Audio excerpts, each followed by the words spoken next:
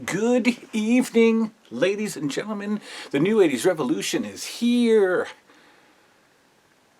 on New Year's Day talking about AEW Dynamite. This is the kickoff to the rebirth of the New 80s Revolution. We made our announcement that we were returning just yesterday, just 24 hours ago. And now tonight, our first show, the AEW Dynamite, New Year's Day Dynamite review recap tonight. Since my hiatus, I have been watching AEW weekly, and I have been enjoying it weekly. I have really nothing negative to say about the whole of the organization. There are a few things that I don't like that maybe we'll get into a little bit tonight, but I think a lot of that is just me being, an old man who likes his 80s wrestling, and so I'll pick on some of the modern stuff. But overall, very, very much overall, the vast majority of AEW I truly enjoy and look forward to. I haven't looked forward to watching live wrestling in years, in decades, I'd say. But now I look forward to it. And if I'm home and available, I will be watching it live, and that's how it's been for most of AEW's run so far. Some nights I didn't watch it and I watched it taped, but for the most part I'm watching it live, and I love it. So with that being said, let's get into the first AEW show of 2020, AEW Dynamite, New Year's Day Dynamite. This is emanating from Florida, the Daly Arena, or Daly's Place, it's called. Very, very unique arena. Kind of an odd, misshapen interior, with the camera shot had a wall, so you got to see the wall of Daly's Place. In fact, it said Daly's Place on the wall, and then off diagonal was some of the crowd, and the entrance ramp was diagonal to the ring, which was strange, but made it almost kind of sort of a little bit throwbacky to studio style wrestling. Not really. Not as much as like the NWA Power show. That's very studio wrestling. But this was I liked this. It seemed like a smaller, intimate crowd. The hard camera was closer to the action. So it was not a far shot where you would capture a lot of the arena. I liked it. I liked the arena, this Daly's Place. I don't know what it is. I've never heard of it, but it's in Florida. Anyway, start the show off with a little mini review, year in review kind of thing. Not an entire year, of course, because there wasn't an entire year of AEW Dynamite. So they basically recapped all of the episodes of Dynamite, or some of the bigger events of the episodes, which was fine. They always put together nice video packages. Commentary team had a different look tonight, folks. Don't know if it's a forever look, forever change, but conspicuous by his absence, Tony Schiavone was not in attendance tonight, but joining Jim Ross and Excalibur on commentary was Taz, which was a surprise. Taz did some commentary on the AEW Dark show, which is, it's on YouTube.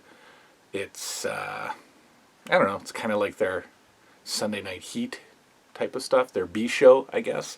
Taz did a commentary spot on there, guest commentary, and I don't know, maybe this turned into a full-time gig for Taz. Unless I missed it, there was no mention of Tony Schiavone, so I don't know what's going on there. Again, unless I missed it, there was no mention of Schiavone. And I really liked Tony Schiavone. I think maybe for the vintage, nostalgia feel, Schiavone's lost a bit in his break from wrestling, understandably. So he wasn't the Shivani of his prime. And I like Taz as a commentator. I think he's fine. I think he adds some humor and worked with JR pretty well. So Taz is on commentary. Opening match, we've got Cody Rhodes taking on Darby Allin. These two have had history together basically since the beginning of AEW. I think Cody Rhodes must really like Darby Allin. And maybe sees him as a future of the organization because he puts himself in matches with him a lot and seems to be pushing Darby Allin. And it seems to be deserved. Darby Allin is a solid, smaller mid-card style guy. I don't know if there is a mid-card in AEW. I think and I like that. I don't want to think that Darby Allin can't someday be the AEW champion. Or Sean Spears, or, I don't know, one of the Lucha Brothers. I like how, everybody is a believable force. They have their usual great match, chain wrestling leading to some brawling and then some high flying. And Darby's a great high flyer, and Cody takes it really well and can also do some of his own flippity floppity stuff, as the Smarks call it. So no problem with that match at all. A couple of things. Arn Anderson is now Cody Rhodes' manager, which I think is great. I love Arn Anderson. I always have. He's one of my favorite wrestlers of all time. And he's had a behind-the-scenes role at AEW for a while, so it's nice to see him in front of the camera. Arn Anderson hasn't shaved his beard since 1983, which, is surprising. People change their looks at least once in 40 years. I don't even know if Arn Anderson has a face under the beard. If he shaved, his face would disappear. I don't know. But Arn Anderson still looks like Arn Anderson, just, older and fatter. And what I think is happening, or what I'd like to see happening, is a heel turn by Arn Anderson, or maybe even Cody. Because you can't put an Anderson and a Rhodes together, right? It doesn't work out with the history. And Tully Blanchard is in AEW, managing Sean Spears. So I could see a little something happening there, where either Arn turns on Cody and maybe joins Tully. And I'm not saying to do a reboot of the Four Horsemen of any kind, but who knows? You never know. So I could see Arn turning because he just can't be affiliated with a Rhodes. Or, and what I'd like to see more, is a Cody turn because a Rhodes can't associate with an Anderson. That would be pretty cool. Maybe a double switch with Spears and Cody. I don't know. But as for now, I like the Cody Rhodes Arn Anderson duo. I like Arn Anderson as a manager.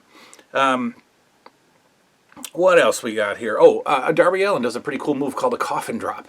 And I know that it's called a coffin drop because Excalibur, my least favorite commentator of all time, makes it a point to name every single move that every single AEW wrestler does. Apparently every move has a name, and Excalibur knows all of them. And he makes sure to tell us all of those move names. And they're always stupid names like, Tope Suicida or whatever. I don't know. So that's one of my pet peeves. I don't like Excalibur at all, period. I'd love to see Shivani, JR, and Taz as the commentary team. I think that's wonderful. I don't like Excalibur. Never have. Never will. If you're watching. Cody wins. Cody wins the match with a roll-up after a failed coffin drop by Darby Allin. Coffin drop is basically Allin going to the top rope, turning his back to the wrestler, to his opponent, and basically free falling and launching himself with his arms crossed, like he'd be in a coffin. You get it, and I like that move a lot. It's just cool to see. No protection, no bracing yourself, just free falling backwards. And he's done it in some pretty cool spots so far. But this time, Cody got the knees up, and Darby went down and rolled up for the count. Oh, by the way, this show's brought to you by a little bit of the bubbly.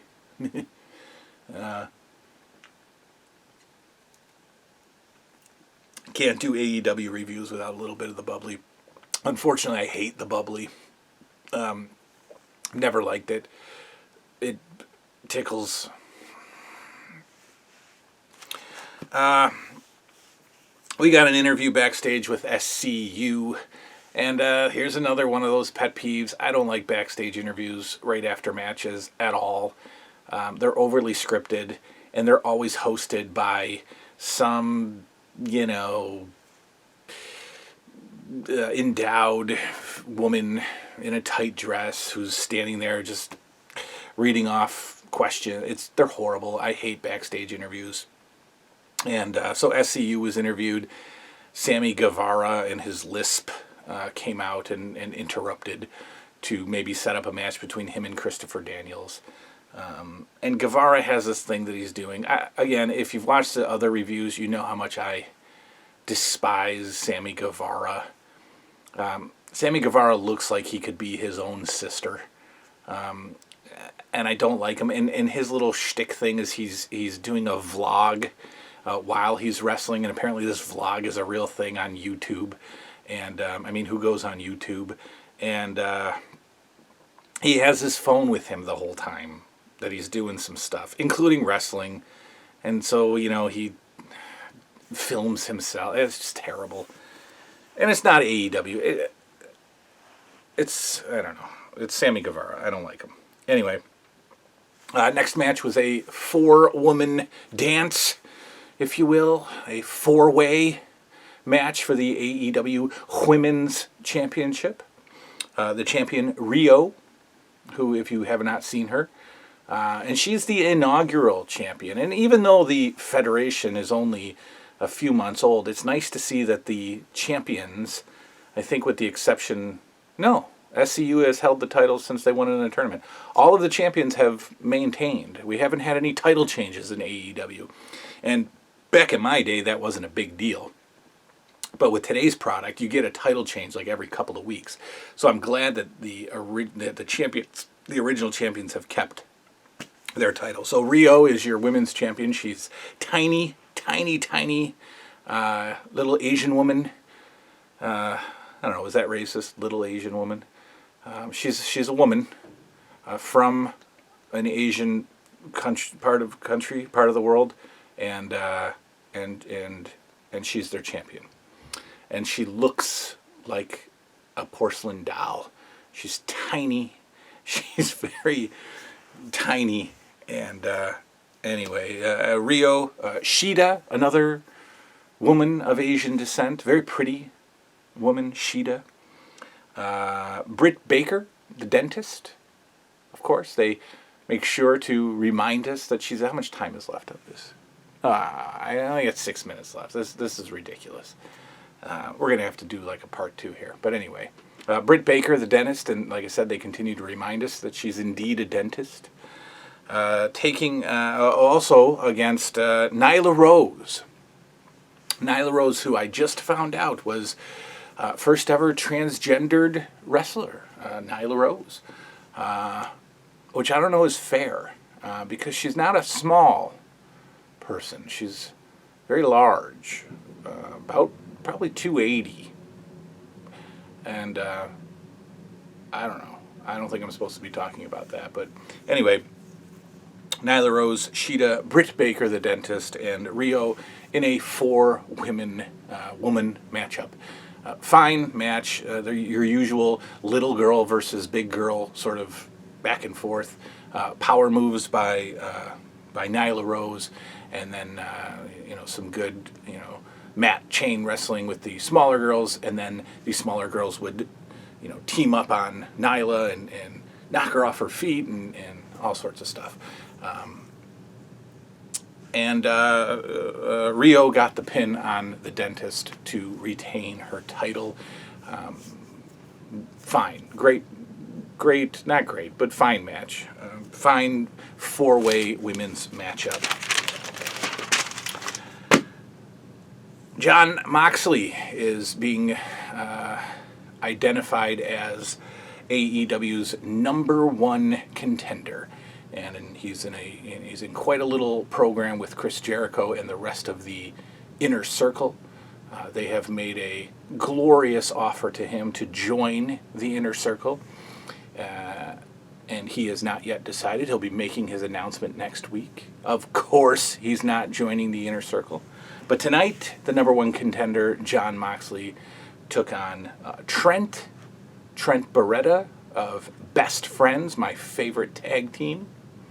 My favorite worst best tag team name. Best Friends is so cheesy that I love the name. And they are accompanied, that's Chuck Taylor with Trent Beretta, and they are accompanied, of course, by my new favorite person in the world, Orange Cassidy, who some of you didn't think I would like. And when I first saw his gimmick, I couldn't stand him. But he has grown on me like something that you need to go to the doctors for. I love me some Orange Cassidy. Love Orange Cassidy's shtick, his gimmick. Can't get enough. So Trent takes on Moxley in a what some would expect to be a. Did we come back? I think we came back. Yeah, we came back. Sorry about that. Had a battery change. Not a battery change. Had to plug in the camera. Okay. So, I was talking about Trent and Jon Moxley. Now, as I've been saying, they're pushing Jon Moxley to the moon, which I like. Fine with that. So lately, last couple of weeks, he's been. They're not putting him against jobbers, but they're giving him an opponent that he can beat convincingly in like 30 seconds. And then he walks around the ring, paces around the ring, and cuts some kind of Steve Austin, CM Punk-ish promo. So you would think that tonight would be the same, but no indeed. Trent Beretta and Jon Moxley had a very competitive match. And my favorite match on the card.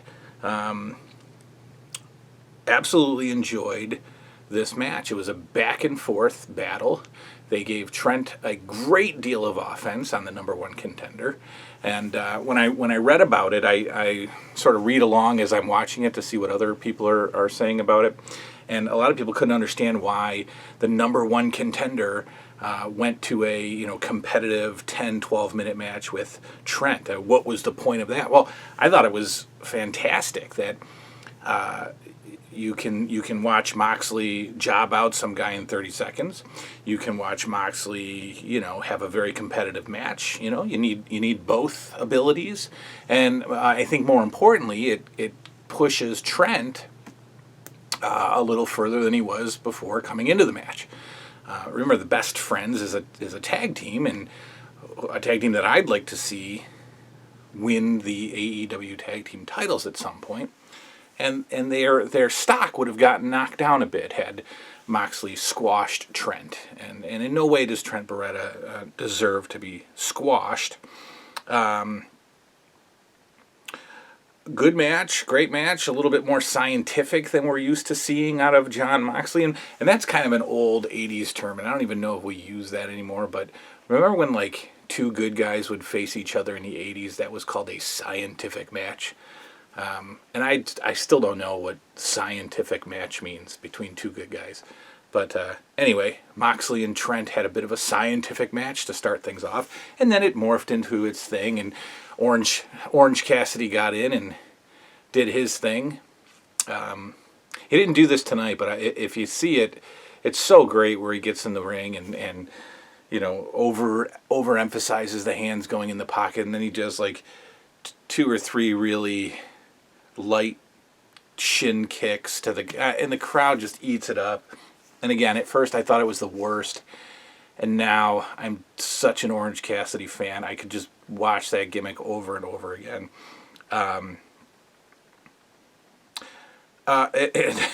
During this match, there was a little chop battle, back and forth. The dueling chops.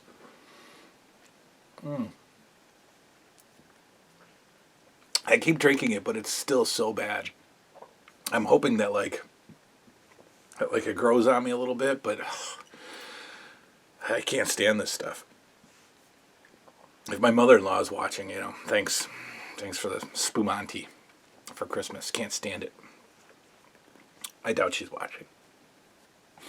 But anyway, dueling chops, right, between Trent and Moxley. And at one point during the dueling chops, Taz had the best line of the year so far. He said, "Chops are a good way to lose your areola."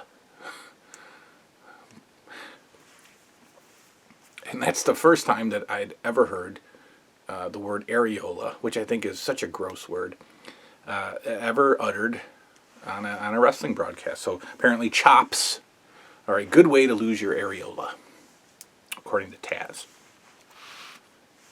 Okay, so Jon Moxley goes over, of course, as he should, but in doing so pushes Trent Beretta, as far as I can see, or according to my book. So both men come out winners, absolute winners in that match. Great booking, if you want to get all marky and technical. Great booking by the booking staff at AEW. But then Sammy Guevara comes out again. Or it might have been Guevara's sister. I don't know. They both look the same. I think they're one and the same. And comes out and just does his stuff that I can't stand. And it's not even like, oh, he's such a good heel. No, he's just the worst, period. I just hate Sammy Guevara. Anyway, he comes out because, as I mentioned, the Inner Circle are making a push for Jon Moxley to join them. So Guevara comes out and works him a little bit, and then they throw it to Jericho, who's, pre-taped or whatever backstage. And Jericho continues to be one of the greatest promo guys in the biz, maybe in history, and is offering Jon Moxley almost a majority stake in Inner Circle, whatever that means. He offered him 49% of Inner Circle, and some like $1 million car or something. He offered him a car with a Mox license plate. Which, again, I just think is great. I love Chris Jericho. Chris Jericho can do no wrong to me, in my eyes. So that ends. Mox says that he'll make his announcement next week, and because he has enough respect for Chris Jericho to make the announcement face-to-face. I would be very surprised if Jon Moxley joined the Inner Circle. I think that they are. Now that Cody has kind of gotten himself out of the title picture, I think that Moxley and Jericho is going to be the next big thing. So there's no way that Moxley is joining. And I think Jon Moxley might actually win the AEW championship sooner than later, which, again, I have no problem with him winning it. I just don't like it being so soon. And some of you are thinking, so soon? It's been months. It's been like 3 months. Well, I mean, I'm used to guys holding titles for years, which I guess just won't work today. But anyway, next up, as Guevara is annoying the world in the ring, Dustin Rhodes comes out to begin their match, Dustin Rhodes versus Sammy Guevara. And again, I think they did this one perfectly too, because you have this old school Dustin Rhodes taking on this very new school Sammy Guevara. And they do it right, where Dustin really gets to beat the crap out of him for a little bit, and doesn't allow for the shticky, flippy moves. Like just really just pummels Guevara, which I really like to see. And then Guevara gets in his offense too. So the match is going back and forth fine until Jack Hager comes out, or Jake Hager. Jack Swagger from WWE, who is the enforcer, the bodyguard of the Inner Circle. And I still can't figure out what made Jack Swagger like this big tough guy. He doesn't look like a big tough guy.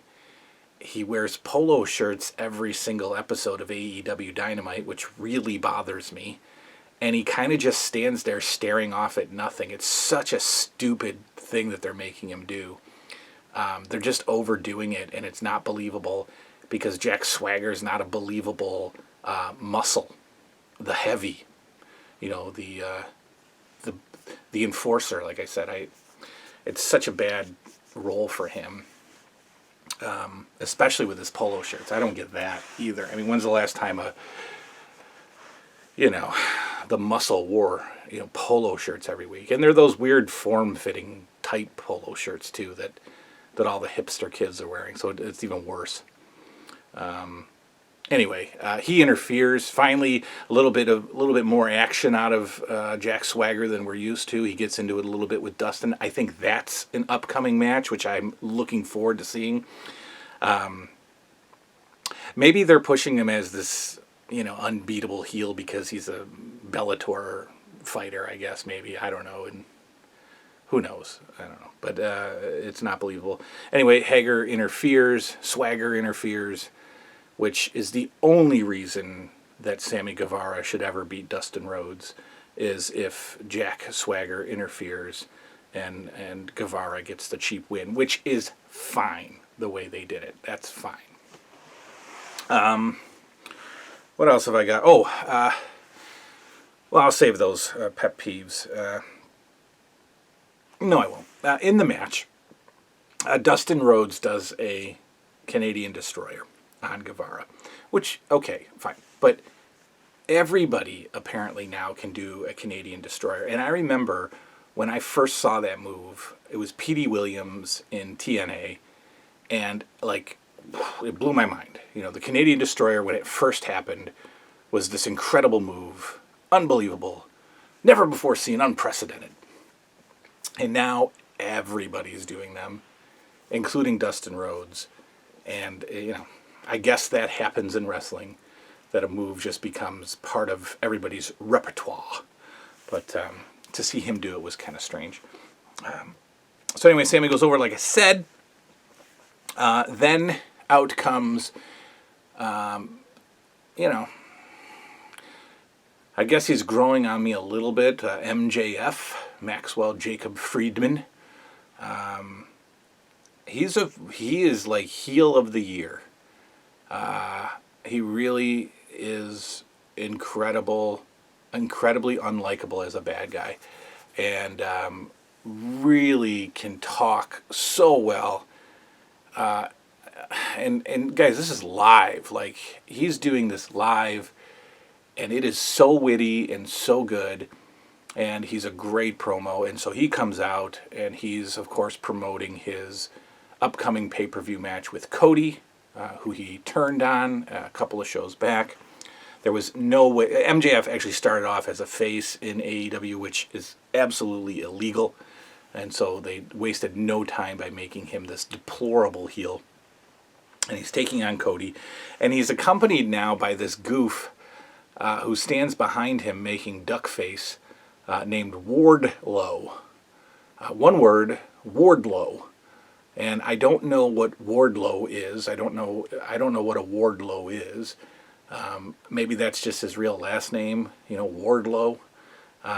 But he's, I don't know what they're doing with him. Of course, I guess Wardlow would be more believable as the Jack Hager role. The big bodyguard type of, he's big, he's tall. They got him in a really tight suit.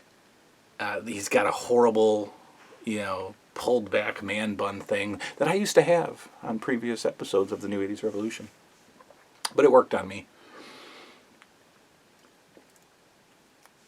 And again, he just stands there with like this stupid face. So he's MJF's little bodyguard. And like I said, he just stands there. He says nothing. And MJF put out some stipulations for his, if Cody wants a match with me, he's going to have to do these stipulations. And he pulled the one stipulation that is so classic and so retro that I love. It's the don't touch me until the match. Because if you touch me before the match, you'll never have a match with me. I love that. That's such an ultimate heel throwback move. And so that's going to make for some exciting, MJF is going to get right in Cody's face and slap him, and Cody can't touch him. It's great. That's some old school classic stuff right there.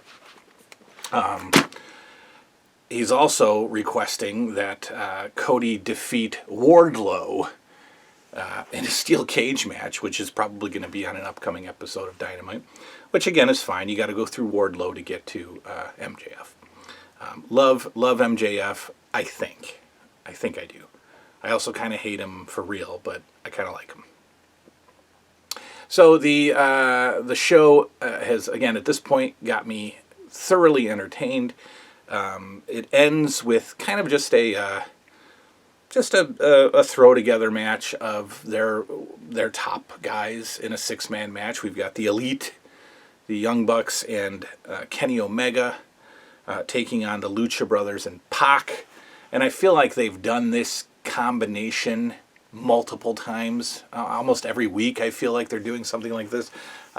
They're not really, but it feels that way, where they just kind of go, I don't know, let's just throw all 6 of these. I mean, these are like the top 6 guys in this company. And they just kind of throw them together and they do their thing. And all 6 are incredibly talented and great at what they do.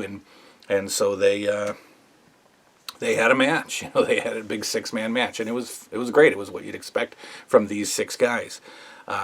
Pac still has the most perfect looking body, wrestling body, physique, if you will, that I've ever seen. It's what stuff dreams are made of. It's the stuff dreams are made of. Who won? Omega. Omega pinned one of the Lucha Brothers to get the win, and it was fine. It was like 12, 15-minute match. Spot fest kind of thing, which we'll get into in a minute. Next week is a tribute to Memphis Wrestling. I guess they're going to be somewhere near Memphis, I'd assume. And so they're going to do a bit of a tribute. In addition to AEW Dynamite, they're going to have a little Memphis reunion, which is interesting because JR worked pretty closely with a Memphis legend for 2 decades. So we'll see if Jerry Lawler is mentioned. I don't know how you can talk about Memphis wrestling legends without mentioning Jerry Lawler. I expect to see a really weird-looking Bill Dundee at the show, maybe. Maybe Jerry Jarrett. I don't know. So that'll be cool. I expect MJF to maybe get into it with a legend, which is cool. I like that. So that's coming next week. To end the show, the Elite was in the ring, and Cody Rhodes came out to celebrate with them. And at this particular time, Adam Page was on commentary. And Adam Page has been teasing a heel turn for the past few weeks. A very obvious tease, but a tease nonetheless. And as they were inviting him into the ring to come be with your Elite brothers, he opted out and walked to the back. And that's okay, guys. You do your thing. And they all stood there befuddled, perplexed. So obviously, Adam Page is going to turn, and we'll probably get into an awesome program with Kenny Omega. And I love Adam Page as a bad guy. Love it, especially. Well, he's really pushing the cowboy gimmick. And I love to see Adam Page as a bad guy cowboy. Kind of reminiscent of Bobby Duncum and Stan Hansen and guys like that. Ron Bass, Black Bart. Maybe not that bad, but that's coming for Adam Page, which is cool. So overall, another great show from AEW. No complaints out of me, except for my pet peeves, which are coming up right now.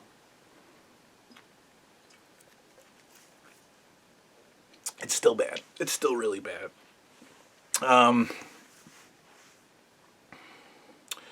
Okay, here's what I'm sick of in wrestling. I'm sick of the hard 2 count. I'm sick of the 2 count. I'm sick of the crowd screaming 2. I'm sick of the referee throwing up a very passionate 2. I'm over that. I'm sick of it. It needs to stop. It needs to stop now. I'm sick of Justin Roberts as the AEW ring announcer. I don't like him. I don't know. You know, I like I've said before, I like my ring announcers and my referees to be old, grizzled, cigar-smoking men who don't in any way try to make themselves a part of the show. And Justin Roberts, with his flippy hairstyle, and again, his suits from the little boys aisle at, Kohl's. I'm over. I don't like Justin Roberts. And I realized tonight that I hate him. I went from dislike to hatred when he announced Jon Moxley and said the word John for 45 seconds. So bad that at the end of his announcement, Taz had to say, "That's Jon Moxley," if you guys didn't notice. So I don't like Justin Roberts. There's a female referee in AEW who I don't like. Aubrey Edwards or something like that. She's very weird. She's a very weird lady. She makes very weird facial expressions, and she pulls her hair back really tight, and it stretches her whole face over her head. And I don't like her because she's an overactor, and she oversells, and she's one of those referees that makes weird faces and gestures throughout the whole match where, like, she becomes the match, and I find myself watching her more than the match, and I don't like that. She's an over-exaggerator. I mentioned that she makes weird faces, didn't I? So I don't like that. Again, you're the referee, you're the background. You're an old man who's supposed to hobble around the ring and get down to make a 3 count and maybe admonish the guys a little bit. But that's it. Just stop selling. She's selling the moves more than the wrestlers are selling the moves. I don't like her. But I know that AEW is very high on her. But I don't like her. She reminds me of Tommy Young from the NWA days. When I was a kid, I thought Tommy Young was the best referee ever because he would launch himself over the guys during a pinfall to try to get in position to make the 3 count. I thought it was just the coolest thing. But then as I got older and I realized that Tommy Young was more shticky than the guys in the ring, I started hating him. That he was just part of the match. He was so overly into it. Then I couldn't stand Tommy Young, and he would make the faces too, and he'd sell the moves, he'd sell a suplex, and I hated it. Tommy Young. So anyway, I don't like the female ref in AEW. What don't I like? They do this commercial break thing where it's picture in picture, right? So they're not really going to a commercial, but they are, because there's obviously no sound and the commercial is on more than half the screen, and it kind of kills it. I can't, and it's usually during a good part of the match. So I'm thinking, if you're going to go to a commercial, just go to a commercial and then maybe show us what happened, during a lull. Maybe have, while we were on break, cameras were rolling and we got 10 seconds of this footage to show you. That's fine. I would rather have that versus really, my brain is confused. I'm watching the Geico commercial and I'm trying to watch this little box that's got stuff going on. And that wrestling without commentary and sound is just dreadful to watch. So I don't like it. I don't like that. AEW, if you're listening. I don't know. I'll stop here. I'm starting to end on a negative note, aren't I? I won't talk about the annoying fan in the front row with the red shirt who stood up practically the whole entire 2 hours, and somebody should have thrown a beer at the back of his head. I'm not even going to talk about that guy. That's AEW Dynamite, New Year's Day Dynamite, if you will. Let's not forget that. And so I'll be back next Wednesday with another AEW Dynamite review. Coming up next, the good stuff. We're going to review 1983 WWF starting. And what a coincidence this is. Back in 1983, Championship Wrestling was on January 1st, 1983. So we're going to start off the year in review of WWF 1983 starting on January 1st. A Saturday, January 1st, 1983. The first episode of Championship Wrestling of 1983. The first episode of Wrestling with the Past. That's coming up next. That will be hopefully this weekend. And then after that, we're going to do a G.I. Joe episode. And then we'll play with some LJN figures and talk about them. And we're just going to rotate shows. We're just going to... So AEW be back next Wednesday. I'm going to choke down another sip of this. I can feel it. It hurts. It vibrates my throat. And not in a good way. Good night, everybody. See you next week. Bye.